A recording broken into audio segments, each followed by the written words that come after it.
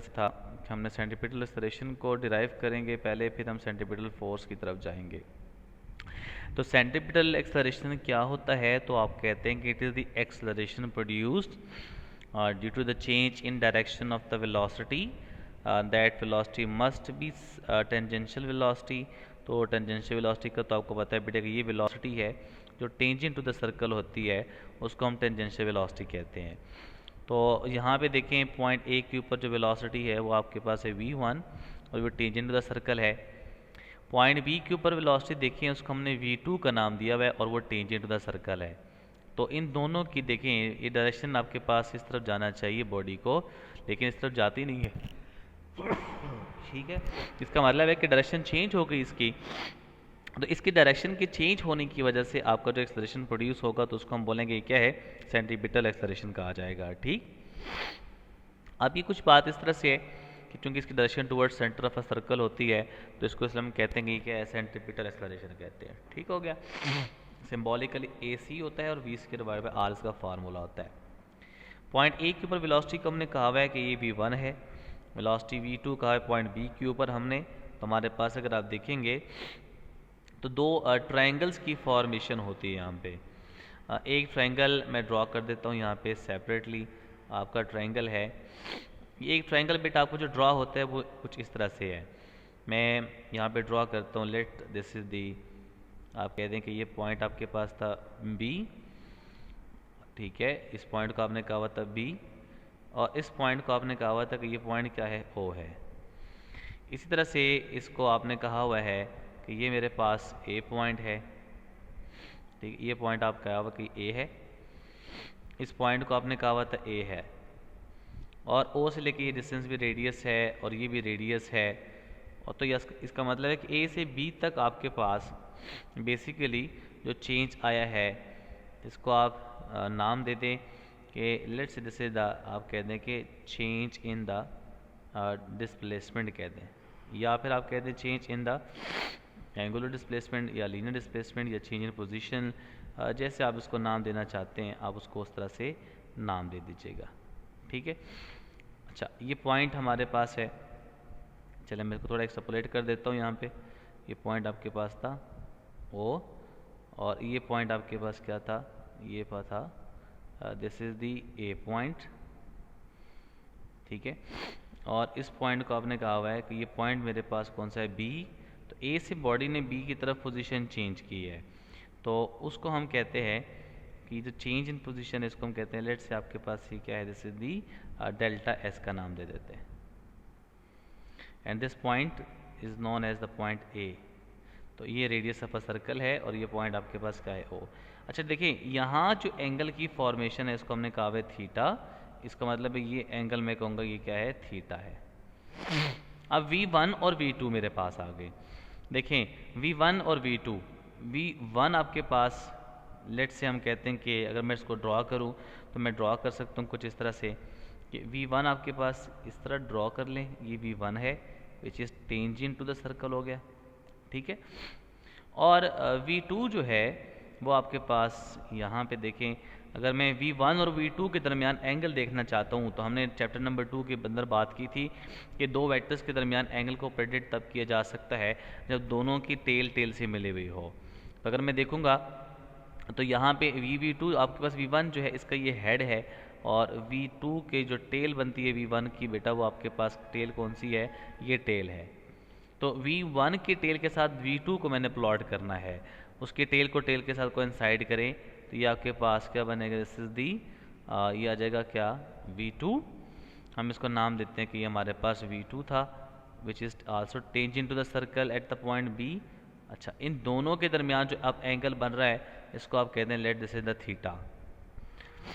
अब ना यहाँ पे वेलोसिटी की डायरेक्शन चेंज हो गई है ना, यहाँ से इधर चली गई है, तो आप इसको बेशक ड्रॉ कर लें और यहाँ पे कह दें कि बेटा ये क्या है, this is the change in the velocity. So this is the change in velocity vector और इस चेंज इन वेलोसिटी की डायरेक्शन में ही सेंट्रीपिटल एक्सेलरेशन होगा। अब यहाँ पे ना दो एंगल्स हमारे पास, दो ट्राइंगल जो है ना वो हमारे पास फॉर्मेशन हो गई। तो यहाँ बेशक कह दें कि two triangles are formed. So two triangles are formed, और इस पॉइंट को आप बेशक नाम दे दें P, इसको आप नाम दे दें Q, और इस पॉइंट को आप नाम दे दें R। ठीक है। अच्छा, टू ट्राइंगल्स हमारे पास ये फॉर्मेशन हो गई है। ज़रा देखिएगा, अगर मैं इस ट्राइंगल की बात करूं फ्रॉम दिस पॉइंट, इस ट्राइंगल के रेफरेंस की बात करता हूं, इसी ट्राइंगल के ऊपर मैं बात करूं तो from head to tail rule, head to tail rule से मैं क्या कर सकता हूं, फर्स्ट वेक्टर इनमें से कौन सा होगा जिसके साथ दूसरे वेक्टर की टेल मिली हुई हो, तो वो फर्स्ट वेक्टर होगा। तो फर्स्ट वेक्टर आपके पास कौन सा है, ये v1 है, इसकी टेल है, v1 का हेड है, डेल्टा v की टेल इसके साथ कोइंसाइड हुई हुई है, इसका मतलब है फर्स्ट वेक्टर मेरे पास v1 है, तो v1 में हमारे पास ऐड हुआ है कौन सा, change in the velocity vector, and this is the resultant vector because इसकी टेल से मिली हुई है और हेड लास्ट वेक्टर के हेड से मिला हुआ है। तो v2 जो होगा इसको मैं कहूँगा कि ये बेसिकली क्या है, this is the resultant vector. तो चेंज इन वेलोसिटी अगर मैं फाइंड करना चाहूँ तो मैं ये बात लिख सकता हूँ कुछ इस तरह से कि v2 माइनस क्या बन जाएगा, v1 vector. So this is the change in the velocity direction आपके पास आ गई। ठीक है।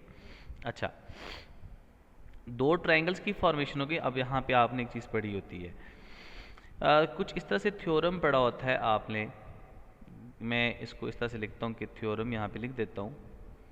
थ्योरम कुछ इस तरह से पढ़ा होता है आपने मैट्रिक क्लास के अंदर और 9th क्लास के अंदर थ्योरम पढ़ा होता है कि अगर मेरे पास यहाँ पे देखें, चूंकि ये R है और ये भी आपके पास क्या है, R है, तो देखें ना यहाँ पे जो R है, ज़रा तवज्जो इधर रखिएगा, फोकस कीजिएगा स्टूडेंट्स। यहाँ पे देखें पॉइंट B आपके पास था, ये देखिए ना R वेक्टर अगर मैं ड्रॉ करूँ तो ये पोजीशन वेक्टर बन जाएगा इसका। तो यहाँ पे जो B हमारे पास V2 है, ये इस R की क्या है, परपेंडिकुलर है। सेम एज ए केस अगर मैं इसको प्लॉट करूँ तो मैं कहूँगा कि अच्छा ये मेरे पास एक पोजीशन वेक्टर है, इसको मैं कहूँगा R है। तो देखिए ना V1 भी तो R के क्या है, परपेंडिकुलर बन जाता है।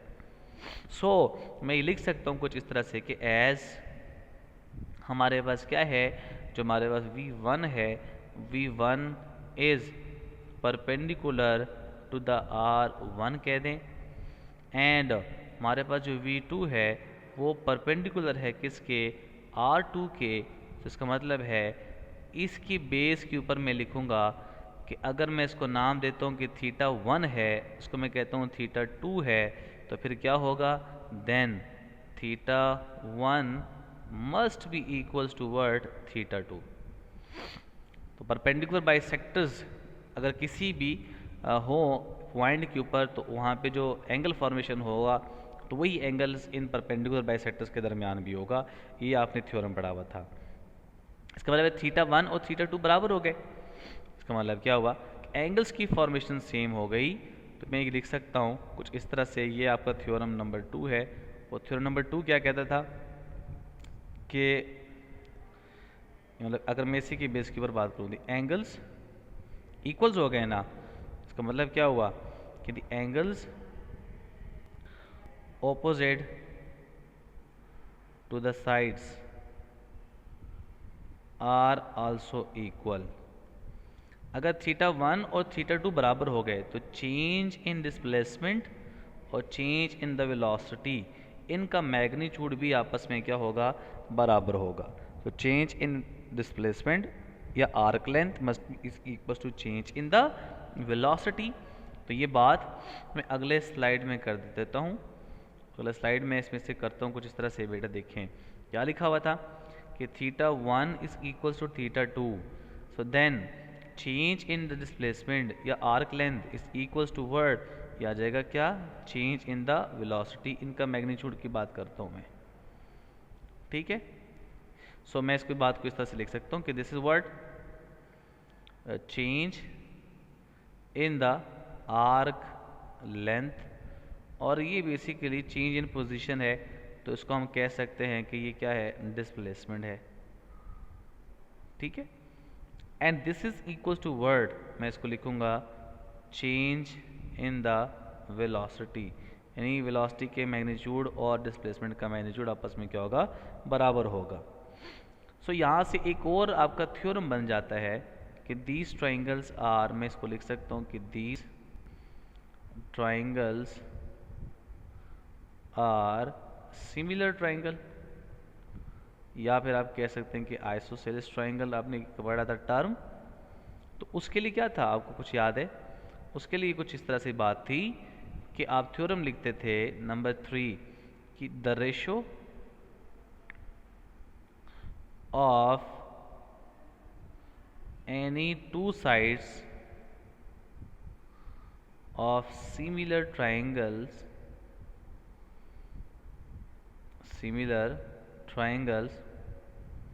are also equal। अब ज़रा देखें, दो ट्राइंगल की फॉर्मेशन थी, आप किसी भी दो ट्राइंगल्स की रेशो ले लें, मतलब जैसे हमारे पास एक ट्राइंगल बनता है ये मैं in triangle AOB, in triangle RPQ या PQR जैसे कहना चाहते हैं आप, उनको यहाँ पे ज़रा ड्रॉ कर लें, बेशक या कोई ना भी ड्रॉ करना चाहें तो कोई इशू नहीं होना चाहिए। अब उनको देखिए ना, हमारे पास क्या था, हमने ये कहा कि यहाँ पे दो ट्राइंगल्स की फॉर्मेशन हो गई। मैं जल्दी से प्लॉट कर देता हूँ यहाँ पे ट्राइंगल्स को। एक ट्राइंगल आपके पास बेटे था कि ये मेरे पास क्या था, V1 और ये था हमारे पास पॉइंट A और पॉइंट B था। This is the change in the displacement. ये पॉइंट B था, ये पॉइंट A है और ये पॉइंट O है। इसी तरह से हमारे पास एक ये था हमारे पास V1, ये हमारे पास था V2 और ये मेरे पास था चेंज इन वेलोसिटी। ठीक है, तो ये हमारे पास चेंज इन वेलोसिटी, ये और क्या था V1 और ये आपके पास क्या है V2 है। इसको हमने कहा हुआ था ये क्या है P और ये Q और ये आपके पास क्या था R। तो देखिए ना, किसी भी दो साइड्स की रेशियो ले लें, तो मैं देखता हूँ बेटे, मैं लेता हूँ कुछ इस तरह, इस फर्स्ट ट्राइंगल की मतलब इन ट्राइंगल AOB और सेकंड ट्राइंगल मेरे पास कौन सा है, ट्राइंगल QP एंड R, इन दोनों की साइड्स की रेशियो ले लें। मैं ट्राइंगल AOB की साइड्स की रेशियो लेता हूँ, तो मैं लिख सकता हूँ कुछ इस तरह से कि AB डिवाइडेड बाय आप कह दें OA। और इस ट्राइंगल PQR की मैं बात करूँगा तो मैं लिख सकता हूँ, आप रेशियो ले लें QR डिवाइडेड बाय आप क्या कर लें PQ कर लें। एक चीज़ हमें रखनी है, यहाँ पे ये यूनिफॉर्म सर्कुलर मोशन है, तो इसका मतलब क्या हुआ कि R1 और R2 का मैग्नीट्यूड बराबर है R के, सेम है। V1 का जो मैग्नीट्यूड होगा वो V2 के मैग्नीट्यूड के बराबर होगा और वो V के बराबर है। तो स्पीड से कोई फ़र्क नहीं पड़ेगा, चाहे V1 लिखें V2 लिखें, रेडियस से कोई फ़र्क नहीं पड़ेगा, चाहे आप R1 लिखें R2 लिख लें या फिर सिर्फ R लिख लें। तो देखिए, इसी ट्राइंगल से ज़रा देखिएगा, ये बात मैं इस तरह से कुछ लिख सकता हूँ, ए भी जो बनता है मेरे पास वो बनता है डेल्टा एस, ओ ए जो बनता है मेरे पास वो बनता है R, this is equals to ये बनता है आपके पास क्या, डेल्टा वी, ये बनेगा डेल्टा वी। और पी क्यू आप देखिए, पी क्यू की बजाय पी आर भी लिख ले तो V1 और V2 बराबर हैं, तो इसका बराबर दोनों किसके बराबर है, V के बराबर आ जाएंगे। आप इनको ज़रा आपस में क्रॉस मल्टीप्लाई करें तो क्या बन जाएगा, बनेगा V delta S is equals to R delta V। Equation क्या बचेगी मेरे पास, मैं इसको लिख सकता हूँ कुछ इस तरह से कि V delta S is equals to V delta S is equals to क्या बनेगा, R डेल्टा V बन जाएगा।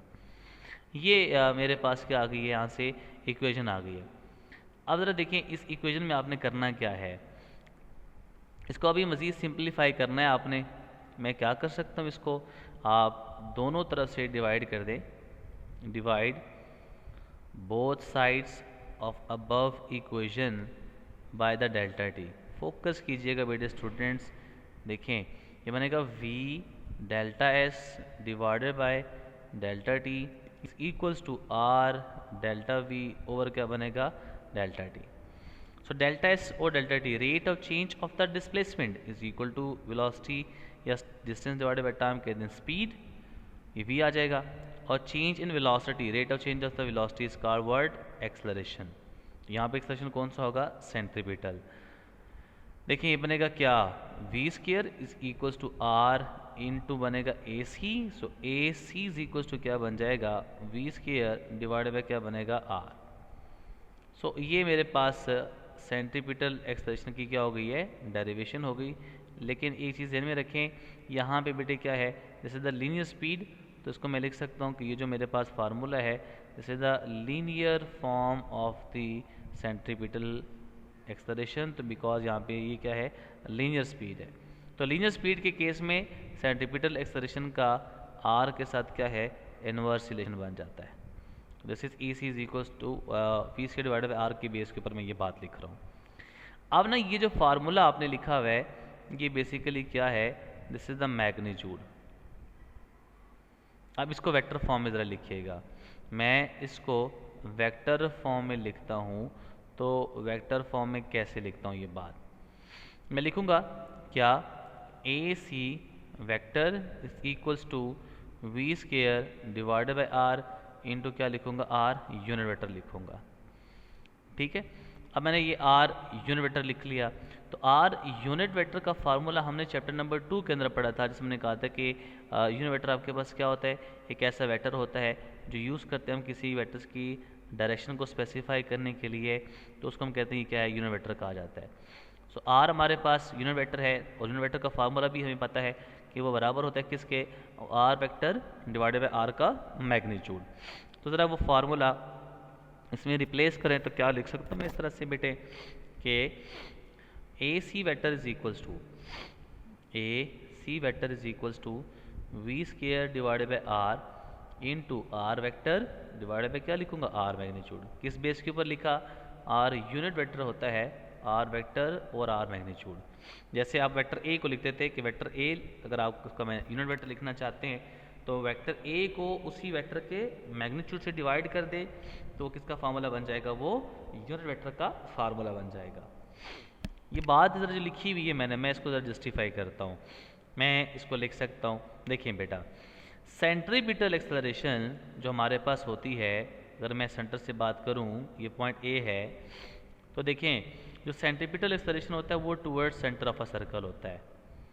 ठीक है, इसकी डायरेक्शन की तरह है towards centre of a circle. ये पॉइंट आपके पास कौन सा है, ए है, ये पॉइंट आपके पास था सेंटर ओ। अगर मैं इस पॉइंट को लोकेट करना चाहूँ तो सेंटर से लेके मैं ड्रॉ करूँगा एक पोजीशन वेक्टर, पॉइंट ए के ऊपर मैं ड्रॉ करूँगा तो मैं कहूँगा ये आर वेक्टर है। अब इस डायग्राम से देखिएगा, ए सी का जो वेक्टर है it is anti parallel to the R vector. So theta इनके दरमियान क्या बन जाएगा, 180 डिग्री। जबकि इस फार्मूले में ए सी और आर सेम डायरेक्शन में जा रहे हैं, जो कि ये गलत है। तो आपको क्या लगाना पड़ेगा, यहाँ पे माइनस साइन लगाना पड़ेगा, ताकि इससे अंदाज़ा हो जाए कि ए सी जो है वो आपके पास एंटी पैरेलल है किसके, आर के। ए सी इज, आप कह सकते हैं कि ए सी जो है, जो कि सेंट्रीपिटल एक्सेलरेशन है, it is towards the centre of a circle. और जो आर पोजीशन वेक्टर है इसको हम कहेंगे कि ये आपके पास कहाँ है, away from the centre of a circle है। थोड़ा सा इसको हम सिंप्लीफाई कर देते हैं तो क्या बन जाएगा, A C vector is equals to, ये बनेगा A C vector is equals to word V square divided by, अब आर को आर से मल्टीप्लाई करें तो ये क्या बन जाएगा, आर स्केयर, और साथ में क्या लिखूंगा, आर वेक्टर, और यहाँ पे एक negative sign. So this is the formula for the centripetal acceleration, और ये किस फॉर्म में है, दिस इज दी, आपका बन जाएगा इन वेक्टर फॉर्म। अब हमने एक लीनियर फॉर्म लिख ली है, एक हमने लिख ली है बेटा इसी की क्या, वेक्टर फॉर्म लिख ली है। तरह देखें हमने क्या किया था, हम जब इस चैप्टर को डिस्कस कर रहे थे तो हमने ये बात कही थी कि हम यहाँ पे एंगुलर एक्सेलरेशन की बात करेंगे, एंगुलर वेलोसिटी की बात करेंगे, एंगुलर मोशन हो रही है चूँकि। तो देखें मैं इस बात को इस तरह से लिख सकता हूँ, कुछ तरह देखिएगा।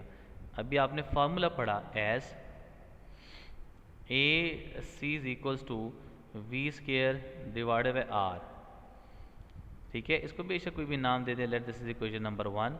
अब ये जो फार्मूला है this is the linear form of the centripetal acceleration. Circular motion में जब आप बात करेंगे तो उसको तो आप बोलेंगे कि वो इसकी एंगुलर फॉर्म होगी। तो एंगुलर फॉर्म अगर आप इसके लिखना चाहते हैं तो वो आप कैसे लिखेंगे, आप यहाँ पे पुट कर दें v is equals to omega R in equation number 1 we get v is equals to आप पुट कर दें इसके अंदर बेटे, तो क्या बनेगा A C is equals to V की जगह मैं पुट करूँगा ओमेगा आर या आर ओमेगा का होल स्केयर डिवाइडेड बाय क्या बनेगा R. So A C is equals to क्या बन जाएगा R square omega square divided by क्या बनेगा आर, आर की पावर इससे कैंसिल हो जाएगी। सो A C is equals to क्या बनेगा आर ओमेगा स्केयर। ज़रा गौर से एक बात को सुनिएगा, वेरी इंपॉर्टेंट एमसीक्यू यहाँ से पूछा जाता है। ज़रा देखें, आप इसको बोले कि this is the angular form, ये आपके पास एंगुलर फॉर्म आ गई किसकी, सेंट्रीपिटल एक्सेलरेशन की, ठीक है।